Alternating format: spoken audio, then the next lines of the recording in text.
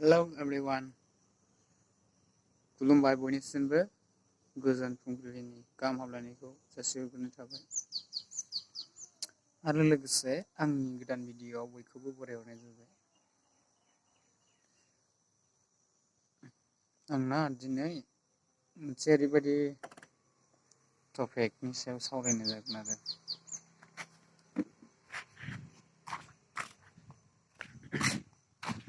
दा morning walkout खालामखांनानै दा आङो फ्रेस जानानै बाहेरायाव दं आरो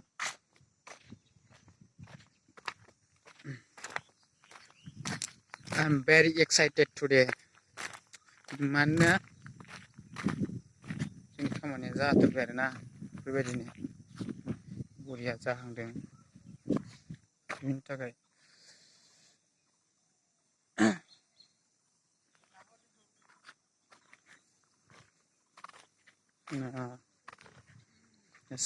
ओरैजाय जोंना सारमोना माबा लाबोदों खरस खालामनानै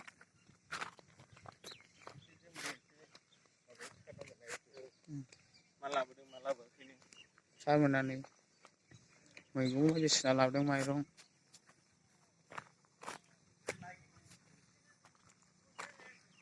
ओरै थांबाय सारमोना बिसिना जोंनि सार सिनियर सार बिसोरो BM सार लोगोसे सासेया साननो मेनेजार आरो आंनि टपिकआ जाहैबाय दिनै मानि थाखाय खुसि जादों आङो आरो लोगोसे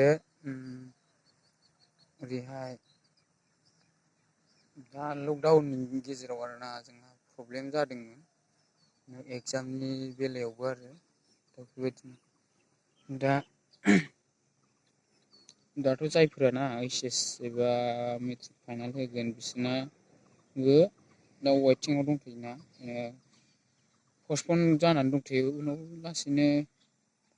बाराद्राय जाथारोबा केन्सेल खालामनो गोनां जागोन आरो बिसोरो दा ओरैनो HS फार्स्ट इयाराबो दा बेनि थाखायनो केन्सेल जानो गोनां जादों आरो मानोना HS फार्स्ट इयारा जोंना एग्जामा जाथारसैमोन जोंनाबो दा बेयावथ' जाहैबाय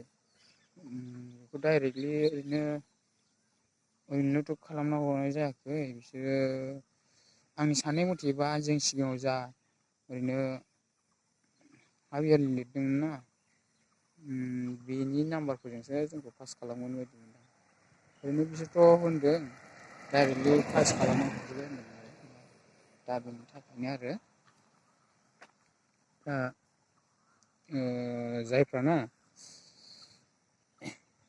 एग्जाम लिरनो गोनां दंमोन बेफोरनो एसे हेल्प जानाय बायदि मोनदों माने जायफ्रा अलसिया आरोना मोजां जाबाय सानदों आरो दा बेनि थाखाय आरो आंबो एसे अलसिया दं नालाय ओंखायनो मोजां जाबाय सानलायथारदों आरोना गोसो बेनिखायनो खुसि जादों आरो बाब्रिदों दा ओरैजाय दाबो गारियानो फैलाजोबा दासो ओंखायनो टेनसन लानाङा आरोना जायफोराबो मेट्रिक लिरगोन हायार सेकेन्डारि लिरगोन लासैनो जालांगोन बे एसे फरायबाय थाबानो जाबाय बिदिनो ओरैनो फरायलांबानो जाबाय आरो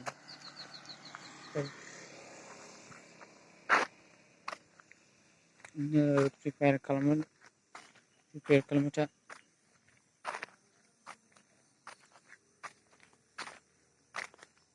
दा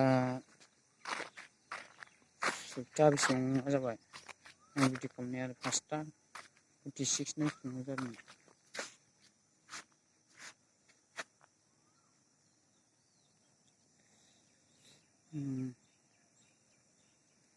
दिनैनि भिडिअआ बांद्राय इन्टारेस्टेड जानाय नङा दा आङो रुमाव हाबफैफिनबाय आरो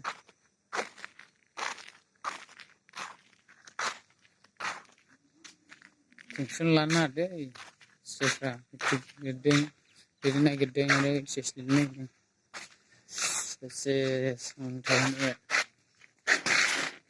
मा जाखो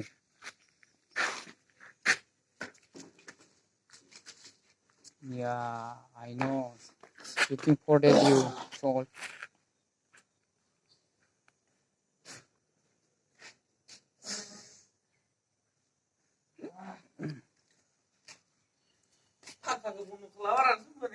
दिनैनि भिडिअ'आ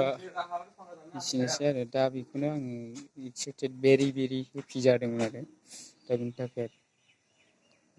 जायफ्राना बिदिनो प्रम'सनाव थांसिगोन बिसोरो एसेबाबो खुसि मोनखागोन नङा होमबा जेनेबा मोनसे एगजामनि बेलायावनो होन जेनेबा पास जालाङोबा जेनेबा लोगोसे सोरबा फेल जालाङोना बिसोर दुखु जासिगोन पास जानायफ्रा मालाय खुसि भेरि हेपि जायो आरो बिदिनो आरो जेनेबा थार्ड डिभिजनाव थांबाबो सोरबा मोनसे खुसि मोनो आरो फेल जायैनि गेजेरजों लोगोसे सोरबा फार्स्ट डिभिजनाव थांनांगौ सेकेन्ड डिभिजन थांबाबो एसे प्रब्लेमाव गोलैयो आरो बेफोरबायदि आरो फार्स्ट डिभिजन थांनो नागिरखानाय मानसिया सेकेन्डआव गोलैयोबा